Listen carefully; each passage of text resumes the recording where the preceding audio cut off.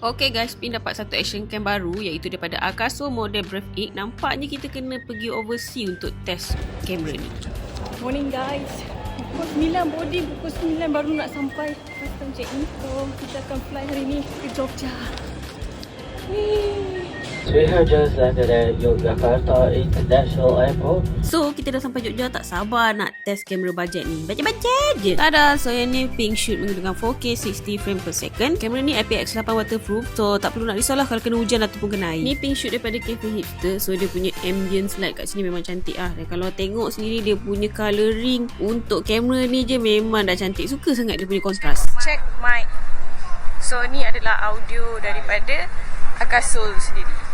Kamera ni dia ada pre-recorded function. So kalau macam rider nak record macam ni kan, kadang-kadang momen terlepas kan, so korang boleh tekan je record, jangan risau, momen sebelum tu mesti dapat. Apa yang menarik lagi pasal kamera ni, dia ada 8K time-lapse video dan 16 kali slow-mo. Wow, amazing. Ni hasil video daripada kamera ni sendiri tau. Aku tak ada edit apa-apa. Dia siap ada 2 color screen lagi tau, dia depan dengan belakang, sesuai untuk vlogging. Aku tak puas hati, aku pergi lagi tempat gelap sikit untuk aku shoot. Dan aku pergi juga outdoor. Ini hasil gambar dia 48 megapiksel, memang cantik. Berbaloi gila beli kamera bajet ni, sebab duit yang lebih tu korang boleh beli tiket pergi Jogja macam aku.